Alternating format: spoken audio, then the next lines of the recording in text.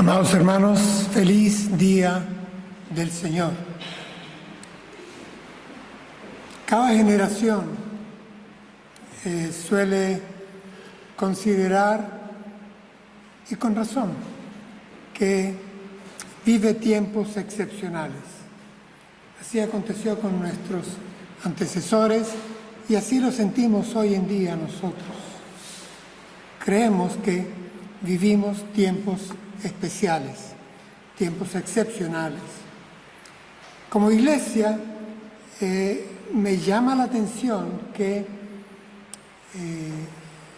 los académicos de Occidente, me refiero a filósofos, políticos, sociólogos, historiadores,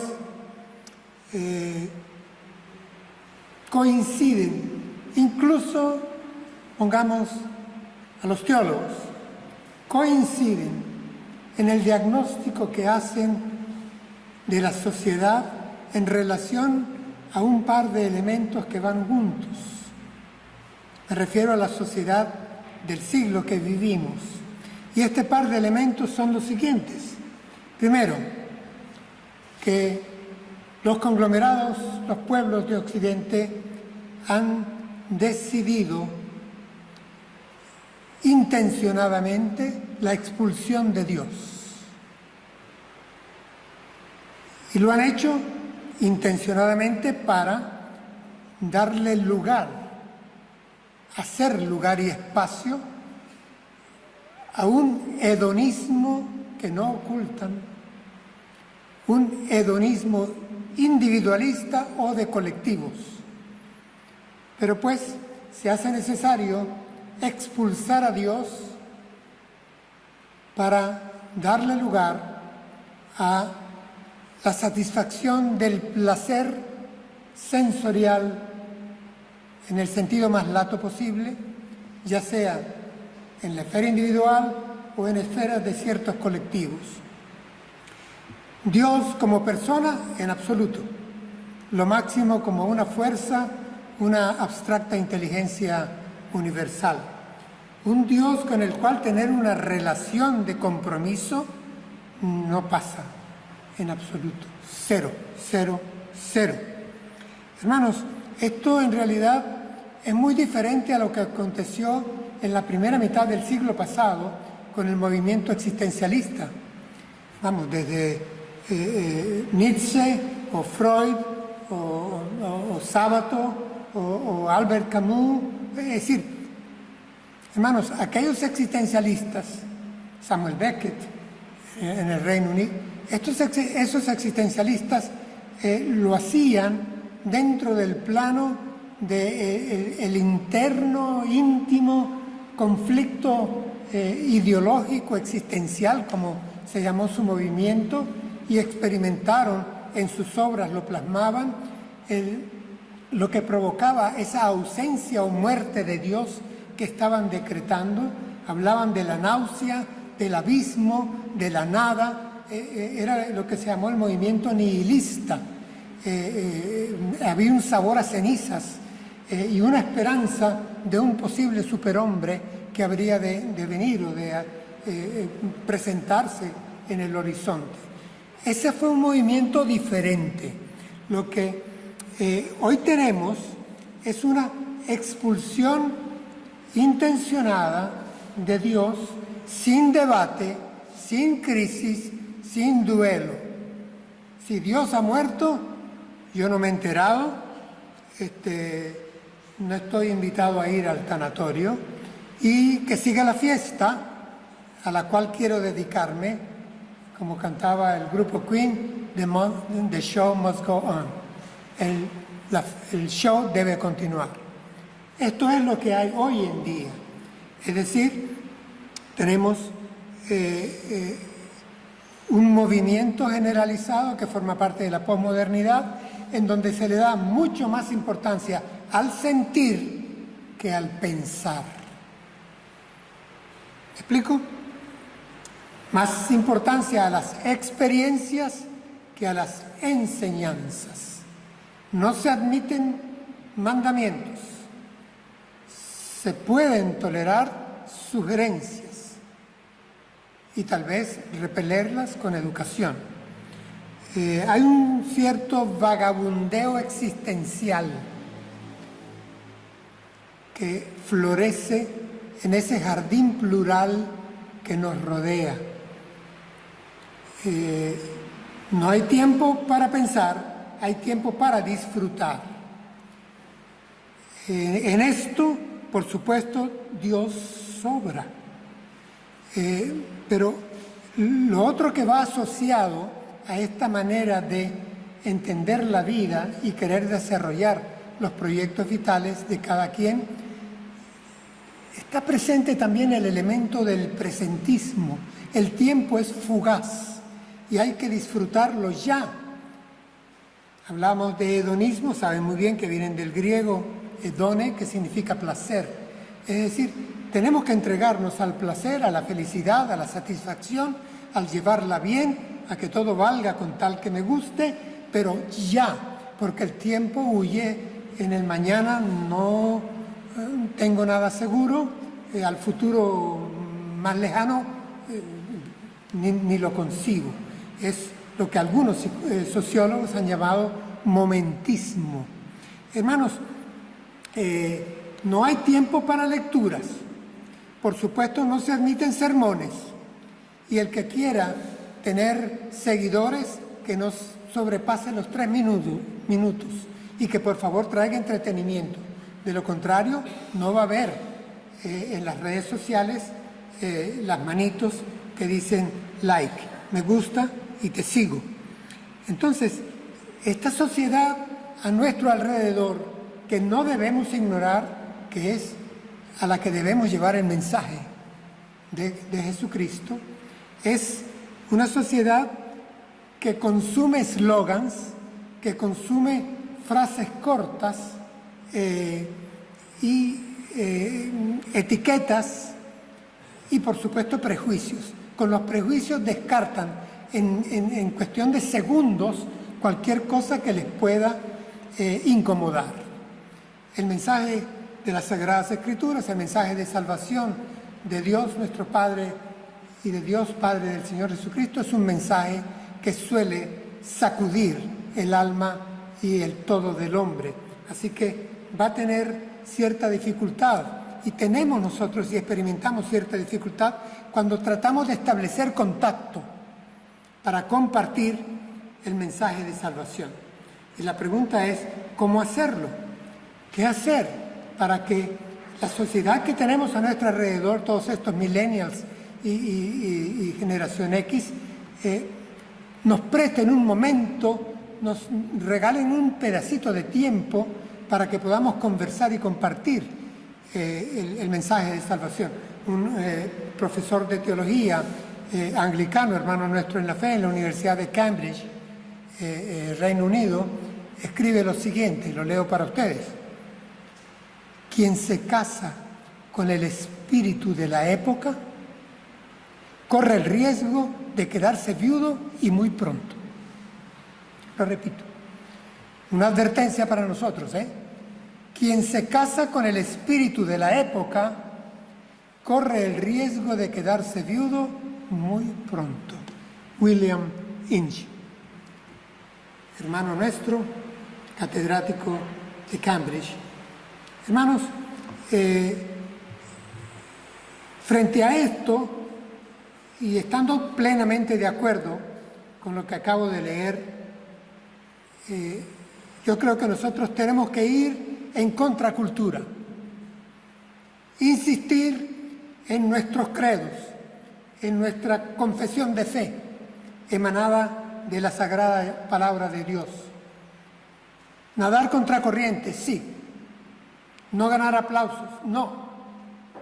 No podemos, hermanos, adecuar el mensaje de Dios al espíritu del siglo. No podemos edulcorarlo, no podemos ponerle atractivos, envolverlo con papel de regalo para que sea aceptable. Tenemos que ser fieles a él. Quisiera agregar algo más. hay un par de palabras que debemos de rescatar en nuestro léxico. Y con orgullo, porque también tenemos un sano y santo orgullo, rescatar la palabra fundamentalismo, rescatar el vocablo pietismo. Hoy en día parecieran estigmas. Este es fundamentalista, este es un pietista.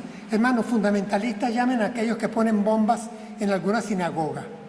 Y si quieren, llamen pietistas a quienes se dan golpes de pecho y andan pagando penitencias arrastrados en la oscuridad. Eso no va con nosotros, pero nosotros predicamos el misterio de la piedad que ha sido revelado en Cristo Jesús. Y somos pietistas porque por el Espíritu Santo estamos llamados a una vida santa y de piedad.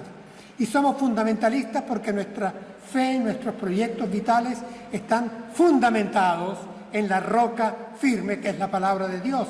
El que oye mis palabras y edifica su casa lo compararé a un hombre prudente que ha edificado su casa sobre la roca.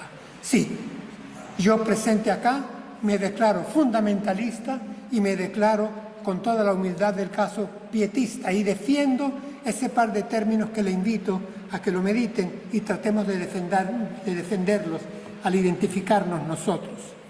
Y debemos también, hermanos, ser conscientes de que si aquellos a quienes vamos a destinar nuestras palabras, aquellos con quienes vamos a conversar, tienen poco tiempo, tienen una mente fugaz y tienen a veces fuga de ideas y no tienen tiempo y han confundido lo importante con lo urgente, pues es bueno que seamos conscientes de que no dispondremos de mucho tiempo al compartir el mensaje de salvación.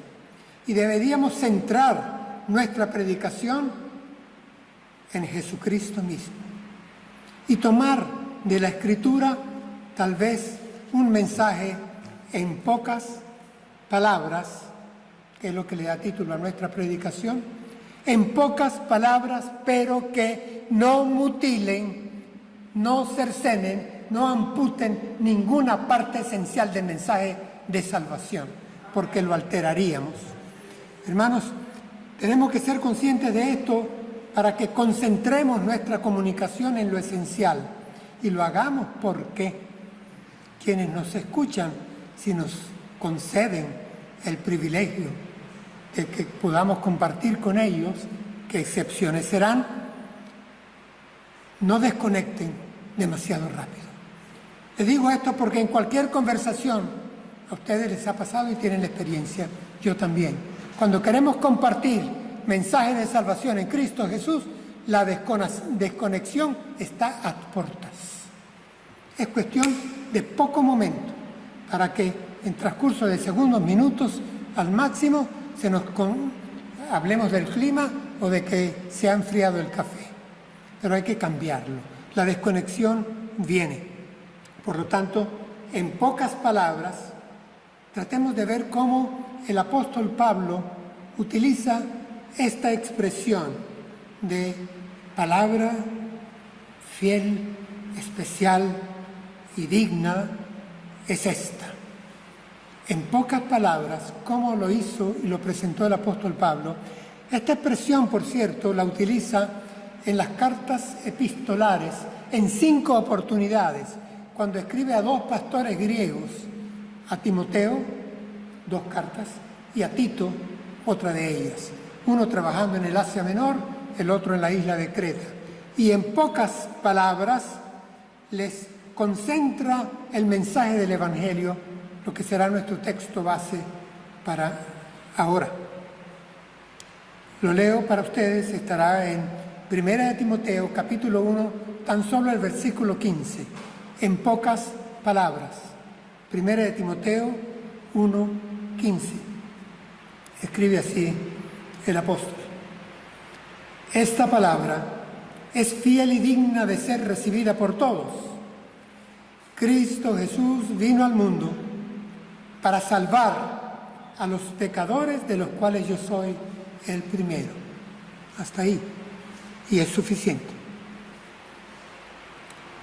Hermanos, esta es una declaración doctrinal con varias afirmaciones. Es breve la declaración, pero no es negociable. ¿Puede agregársele mucho más? Sí, pero esto es indispensable que lo compartamos, que lo mencionemos. Estas afirmaciones son trascendentes, son singulares, son transculturales, algo muy importante hoy en día. Son exclusivas, importante también. Son eternas, hermanos, son únicas. Ahora, en esta breve declaración, el apóstol hace 3 pronunciamientos. Uno sobre Jesucristo, otro sobre salvación y otro sobre la identidad, la naturaleza de los hombres. 3 afirmaciones conceptuales, doctrinales. Una sobre Cristo Jesús, otra sobre la salvación, otra sobre los hombres. Vamos con la primera, pero la primera debería ser la introducción. Quiero hacer una breve referencia. Miren cómo comienza el texto. Esta palabra es fiel y digna de ser recibida por todos. Esta palabra, este logos en griego, hermanos, esto es solo la introducción del mensaje, pero es que per se esta introducción llama la atención porque tiene un carácter imperativo, un carácter axiomático. Axioma es todo aquello que no necesita demostración ni admite duda. El apóstol está diciendo: lo que voy a enunciar ahora en forma muy breve es algo fiel y digno de ser recibido por todos. Algunas versiones de traducción un poco más liberal dicen esta frase, este dicho. Lo cierto es que en el griego, y si fuéramos a tomarla literalmente del griego, dice: verdadero es lo dicho. Así está en la textual. Verdadero es lo dicho. Al parecer, hermanos, esto debía de calar como confesión consumida en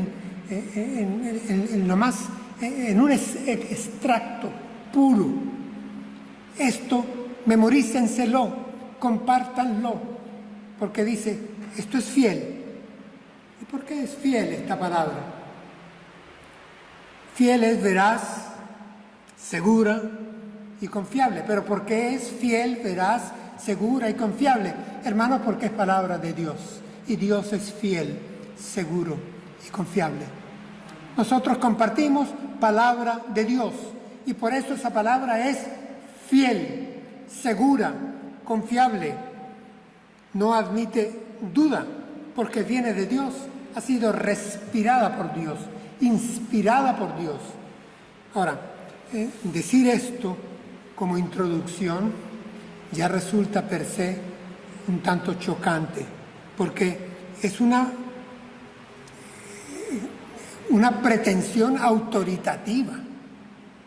Lo que te voy a decir, lo que voy a compartir contigo es fiel, seguro, confiable, veraz, no admite duda, no hay por qué demostrar nada. Y dice entonces: por ello es digna de ser recibida y por todos. Hermanos, un gran predicador del siglo XX, por décadas, quizá de los más grandes de habla inglesa en el Reino Unido, Leonard Ravenhill. Tomo de él una frase muy breve, muy anglosajona. ¿La Biblia es absoluta o es obsoleta? La comparto con ustedes. ¿La Biblia es absoluta o simplemente es obsoleta? Sí, hermanos, la pretensión es autoritativa, y dice: por ello es digna, es valiosa, es importante de ser recibida, de ser aceptada, de ser apreciada, y no dice por algunos. por los débiles, como diría Nietzsche. No, no, no. Dice por todos. Es que aquí se engloba a todos. Ese todos es todos, porque la palabra de Dios cruza fronteras, porque la palabra de Dios cruza culturas, porque la palabra de Dios cruza por el tiempo, los siglos, y llega hasta nosotros como palabra viva, eficaz, que cumple con el propósito para el cual ha sido enviado. Ahora revisemos el dicho, el consomé doctrinal que presenta el apóstol al pastor Timoteo, que habría de encargarse de varias iglesias en el Asia Menor. Comencemos. La primera afirmación, les decía, tiene que ver con la identidad de Cristo Jesús, de Jesucristo. Está afirmando aquí lo siguiente: el histórico Jesús de Nazaret, ese que nadie puede negar, el Galileo, como lo llamaron una vez despectivamente, el hijo del carpintero, aquel que tiene linaje davídico, ese que se crió de donde nada bueno sale, de ese pueblito llamado Nazaret de mala fama. Ese Jesús de Nazaret tiene una identidad que aquí es presentada. El apóstol lo llama Cristo Jesús. Cristo, hermanos, es el escogido, el ungido por Dios. Si estuviera escribiendo a una iglesia judía, Pablo hubiera puesto Mesías, Jesús. Y Mesías quiere decir escogido por Dios, y el nombre Jesús ya sabemos lo que significa: Salvador, porque Él salvará a su pueblo. Salvador. Así que entonces tenemos la identidad de Jesús en este par de palabras que no podemos decir a la ligera. Cristo Jesús, el ungido, el escogido, Salvador. Pero como les digo, Pablo no da aquí puntada sin dedal. Continúa diciendo, Cristo Jesús vino al mundo. Si vino es porque no estaba aquí, no es de aquí. Vino desde la eternidad. Vino, se encarnó, se humanó, vino a nosotros, vino a este planeta, vino a este mundo. Cristo Jesús vino, es un hecho cumplido, pero en lo cumplido aquí es que lo sobrenatural, el Dios, el Logos, habitó entre nosotros y levantó tienda entre nosotros y compartió con nosotros y vimos su gloria lleno de gracia y de verdad. Es decir, vino a nosotros, vino porque no era de aquí. Está hablando ya de la deidad de Cristo Jesús. La identidad queda completa. El origen celestial de Jesús de Nazaret. El preexistente Jesús de Nazaret. Antes que Abraham fuera yo soy, se encarga de decirles el Señor a los judíos en la metrópoli. Sí, ese Cristo Jesús vino, es un hecho cumplido y registrado, es un hecho histórico, y eso nos toca a nosotros, hermanos, presentárselo a esta generación escéptica y presentista. ¿Creen que es fácil? No, pero es que nunca se nos dijo que sería fácil. ¿Creen que la puerta está ancha y que todos van a entrar? No. Es que se nos dijo y se nos advirtió todo lo contrario. Estrecha es la puerta, angosto es el sendero. Así que, pero tenemos que ser fieles y presentar en pocas palabras quién es Cristo Jesús, que vino de Dios a nosotros, el Dios con nosotros, el Emmanuel, que vino a este mundo en hecho ya cumplido, históricamente concreto. ¿Cómo continúa la doctrina? Aquí, en pocas palabras, Cristo Jesús vino al mundo para salvar.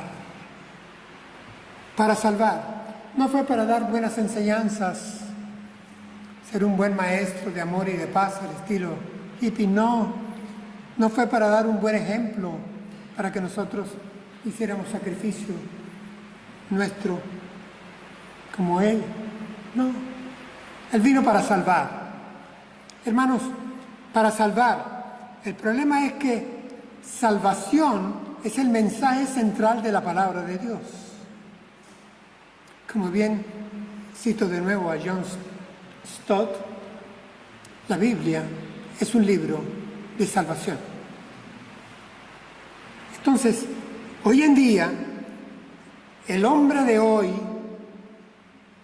no reconoce que está perdido. Y salvación tiene sentido solamente si existe alguien que está extraviado, errado, en un grave problema y necesita ser rescatado, salvado. Si yo veo helicópteros de la Cruz Roja o Guardia Civil y veo un movimiento de bomberos y sanitarios que van hacia una montaña, yo digo, ahí hay alguien que está necesitando salvación. Son rescatistas, van a salvar a alguien. Si el mundo fuera inocente y si todos fueran como dicen ser, el Evangelio no tiene nada que ofrecerles. Este púlpito tampoco. La palabra de Dios tampoco. El Señor Jesús dijo, yo vengo y vine a buscar enfermos. Los que están sanos no tienen necesidad de médico. He venido a buscar las ovejas perdidas de Israel. Vengo a buscar perdidas. Ahora, ¿quién hoy en día de nuestros amigos y aún familiares y conocidos se considera necesitado de salvación? El Señor Jesús desde el Sermón en la Montaña llamó bendito, bienaventurado, dichoso, macarios, feliz, aquel que reconoce su necesidad espiritual, el que se considere necesitado, bendito. Para él es el reino de los cielos. Esto es mensaje de la Escritura. El hombre de hoy, hermanos, no reconoce que está caído, como lo presenta la palabra, desde tiempos geniásicos. No conoce que haya un extravío, aquello que los filósofos, la mayoría marxistas, llamaban alienación. Alienación viene del latín, alienato, que quiere decir pérdida de la propia identidad. Atención, pérdida de la propia identidad, limitación de la personalidad. Esto es para los filósofos ateos, materialistas del siglo pasado, contra los cuales hemos tenido que debatir en la América hispana. Ya hoy en día ni siquiera esto se presenta, esta oportunidad de debate. Lo cierto, hermanos, es que desde el punto de vista bíblico el hombre sufre una fractura íntima y relacional. Fractura con Dios, fractura con el prójimo y fractura interna también. Quieren reconocerlo o no. Ahora lo llaman problemas mentales, pues llámenlo como quieran. Pero el hombre está en problemas. Hermanos, el extravío se ha dado porque, vamos, en el pasado siglo XX todavía los líderes sociales presentaban, políticos, filósofos, científicos, presentaban a todas las generaciones oferta de progreso. Vamos, 2 guerras mundiales ya se encargaron de volver añicos el progresismo, pero todavía hubo quienes continuaron y se mantiene la ideología progre, pero va contraria a los hechos. Estamos en retro, pero en retro es de retroceso, que vamos para abajo. Es decir, ¿y qué ha pasado entonces? Que la nueva última generación, hermanos, ya no cree ni compra utopías.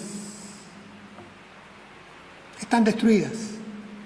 Y entonces la posmodernidad le ha dicho a nuestros jóvenes y adultos jóvenes, mira, mejor es no pensar, lo mejor es sentir.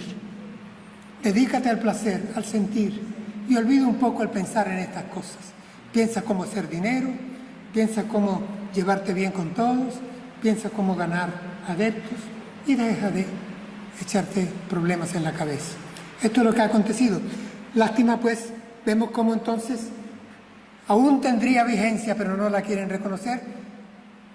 Palabras del Señor Jesús. Lo relata el Evangelio de Lucas. Refiriéndose a él mismo, el Señor dijo, el Hijo del Hombre vino a buscar y a salvar lo que se había perdido. Ahora la pregunta es, ¿qué es lo que se ha perdido? Porque Él vino a buscarlo, porque el hombre ni siquiera buscaba a Dios. No hay justo ni a un uno, no hay quien haga el bien, no hay quien busque a Dios. Vamos, esto es palabra de Antiguo Testamento y de Nuevo Testamento. Así que Dios ha tenido que venir a buscar al hombre para salvarlo. Esto es el mensaje del Evangelio. Esta es la buena noticia. Bueno, pero ¿qué es lo que se ha perdido, hermanos? Lo que se ha perdido, lo llamó un teólogo protestante norteamericano, finales del siglo XIX, John Mackay, pero luego también lo toma, se conocieron, don Miguel de Unamuno, un gran hombre de letras español. Se ha perdido la hombridad, y la palabra entra al registro lingüístico. Se perdió la hombridad.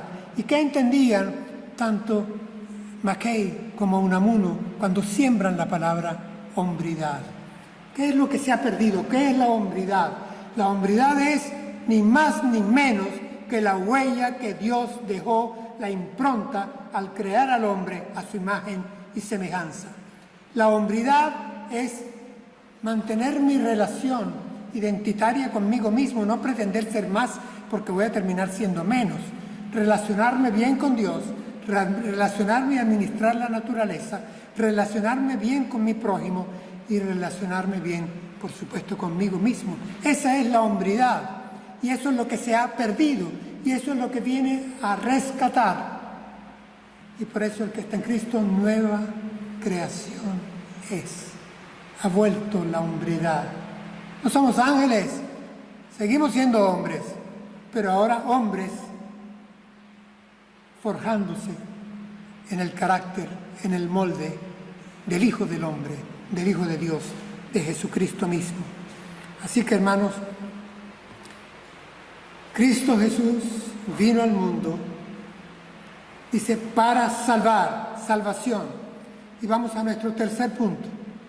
Salvar, les decía, aquí en este breve texto va a definir a los hombres en general, a la humanidad, al género humano, a la especie humana, a la raza humana. Ya no sé cómo llamarla para que la identidad de género o los que participan de esto no tuerzan mis palabras.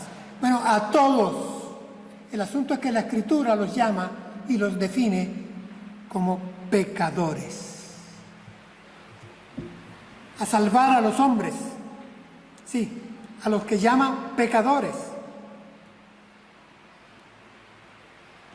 Otro problema hoy en día, porque hablar de pecado tiene entonces que meterse con el bien y el mal.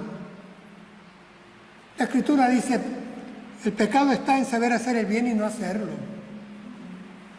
El Señor Jesús dice en otra oportunidad, pecadores son porque no creen en mí. Los lazos se pueden estrechar desde varios ángulos. Aquí no hay escapatoria, hermano, ni hay excusa. Existe el pecado, existe el mal, llámelo como usted quiera. Es un asunto de moral. Ya la moral también está en crisis. Próximo domingo tocaremos algo de la posmodernidad. Porque hoy en día, este hombre de hoy en día ya ha perdido la noción de lo que es verdad, de lo que es historia, de lo que es realidad y de lo que es moral. Ya no sé sobre qué base se está sustentando. Sobre eso predicaremos desde base bíblica el próximo domingo. Hermanos, me hace recordar, y voy a parodiar aquella famosa película llamada Lo que el viento se llevó, basada en una novela. Bueno, esto es lo que el relativismo se llevó. Se lo llevó como se lo lleva el viento, de gratis. Me parece interesante que aquí el apóstol, en estas pocas palabras, dice que Cristo Jesús vino al mundo para salvar a los pecadores y se tiró de manera inclusiva. Para los que no les gusta la palabra o les gusta y la usan de otra manera, aquí les va. Todos los hombres quedan incluidos, tú y yo entre ellos. Quien escuche este sermón, si alguien lo escucha o lo ve, queda incluido. Todos los hombres son pecadores. declaración inclusiva y no hace diferencias. Esto es definitorio. Hermanos, aquí no hace diferencias entre pecadores respetables o pecadores despreciables. No hace diferencias. Hay pecadores exhibicionistas, aquí no los diferencia de los pecadores negacionistas, de los que niegan y esconden su pecado, como hay otros que los exhiben orgullosamente, como hay unos que se ven respetables porque tienen cuello, corbata o un alto cargo, y otros que a los que despreciamos a primeras cuando nos lo dan en el telediario, o pecadores que son promotores incluso del pecado a través de medios de educación, medios de información, ahí van, promotores, o simplemente los que son practicantes. Y aquel que dice que no es pecador es un mentiroso, dice la Escritura. Si decimos que no tenemos pecado, mentimos. Hacemos que Dios también sea mentiroso, pero lo peor es que no hay verdad que habite en nosotros, escribe el apóstol al final de nuestras Biblias.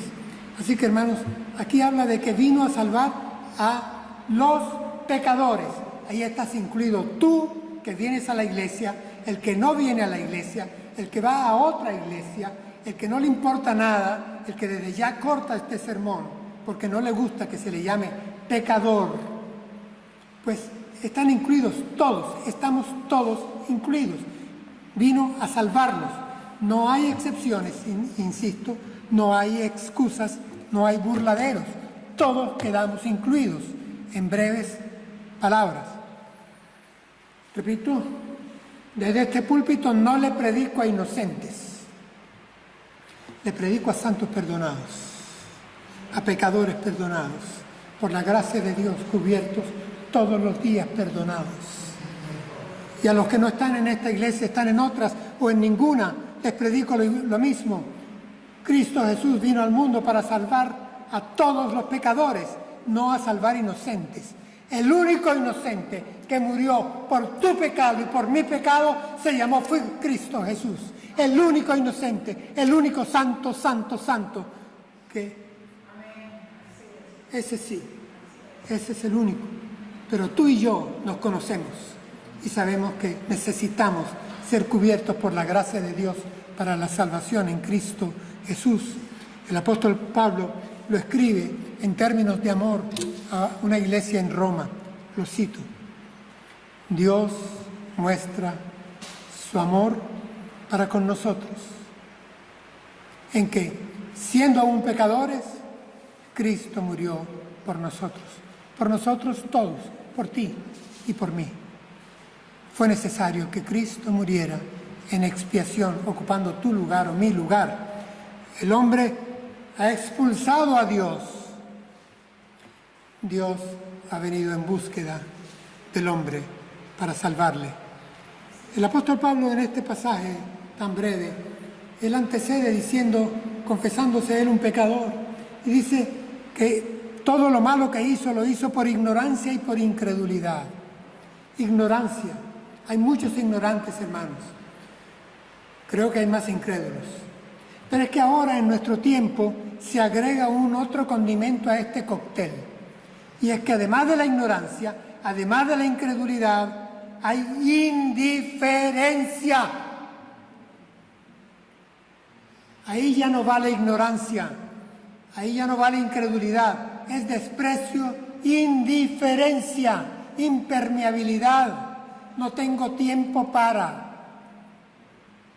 Si va y viene no me importa, eso es lo que hay, todo me vale. Si Dios existe, que no se meta conmigo, yo no me meto con Él, no estoy interesada en Él, simplemente esto es lo que hay. Y ustedes saben y comparten conmigo que esto es lo que hay en Occidente. Pues nosotros tenemos que mantener nuestro mensaje y en pocas palabras recordarles a estos amigos y conocidos nuestros, a veces familiares, que si te quieres ver bien, acércate a la luz. Pero la luz va a causar en ti un doble efecto. Te vas a ver bien, pero vas a ver bien que tienes una sombra. Las sombras se definen cuando nos acercamos a la luz. Y si tú quieres conocer para hablar en términos de Star Wars, si quieres conocer el lado oscuro de la fuerza o de tu fuerza, acércate a la luz. El Señor dijo, yo soy la luz del mundo. Amén. ¿Quieres conocer tus sombras? Acércate a la luz y la verás bien definida. Ahí está. Por eso el apóstol Pablo termina, en pocas palabras, con una confesión. Dice, a todos los pecadores, de los cuales yo soy el primero. En griego pone el protos, el primero que estaba aquí en la fila. ¿Les ha pasado a ustedes? Estamos haciendo una fila, una cola para entrar a algún lugar y de repente alguien entra y en un momento yo estaba aquí primero. Bueno, pues entre los pecadores no hay nadie que quiera ponerse adelantito, vamos, yo voy a la iglesia, vamos, yo de vez en cuando le pido a Dios, vamos, yo de vez en cuando, es que yo no hago mal a nadie, yo no he matado a nadie, yo no le... Sí, tú no, tú estás en los primeros. Y si yo tengo que confesar aquí como el apóstol Pablo, voy a copiar a Spurgeon. Yo soy el primero y cuando me baje del púlpito, tú me dices, pastor, se equivocó en algo. Usted dijo que usted era el primero y yo soy la primera. Usted es el segundo. Bueno, vamos juntos. Dame un ladito porque los dos somos el primero. Es una confesión que el apóstol pone en el Evangelio según San Lucas. El médico amado comenta algo que acontecía con Jesús. Lo cito. Se acercaban a Jesús todos los publicanos y pecadores para oírle. Y los fariseos y los escribas murmuraban diciendo, este a los pecadores recibe y con ellos come. Sí, hermanos, Jesús es presentado por Lucas como lo que Él fue, un Dios hospitalario, que espera amigablemente a aquel que se le acerca para oírle. No lo repele, no rechaza a nadie. Amigo de pecadores y publicanos. No solo los recibe, sino que con ellos incluso come, sabiendo lo que para nosotros hoy significa invitar a alguien a nuestra mesa, cuánto más en la cultura del Medio Oriente invitar a alguien a compartir mesa en casa. Charles Spurgeon, gran predicador inglés, siglo XIX, escribió esto, y me gusta la sinceridad de su pluma. Nuestro Señor era conocido como el amigo de publicanos y de pecadores. ¿Cómo me gozo en esto? Cuando el Señor Jesús me hizo su amigo, seguramente que no hizo una selección que le trajera crédito a Él. Pero qué bueno que me hizo su amigo. No para ganar crédito a Él. Me gozo porque me hizo su amigo siendo yo un pecador. Esto es una cita de Spurgeon. Hermanos, termino recordándoles que no podemos compartir el mensaje desde la distancia, ni tampoco podemos compartir el mensaje desde la alergia. Tenemos que compartir el mensaje desde la cercanía. Eso sí, creo que tenemos que compartirlo en pocas palabras, con muchos ejemplos, en pocas palabras, pero sin amputar, sin cercenar todo lo que el mensaje, el consejo de salvación lleva. No admitamos que se nos permita una capsulita nada más. Se nos permite un minuto, 30 segundos, 8, que es lo que tarda un dedo en cambiar de video para un youtuber, para un influencer. No, completo el mensaje de salvación, pero en pocas palabras, porque esta generación no quiere pensar, quiere sentir. De escuchar, mínimo. De sermones, nada. Y ha expulsado a Dios y tiene poco tiempo para disfrutar de su vida lejos de Dios. ¿Qué podemos decirles en pocas palabras? Que Cristo Jesús vino al mundo para salvar a los pecadores, de los cuales yo soy el primero y tú también. Que el Señor nos acompañe cuando tengamos que compartir su mensaje completo en pocas palabras. Demos gracias a Él.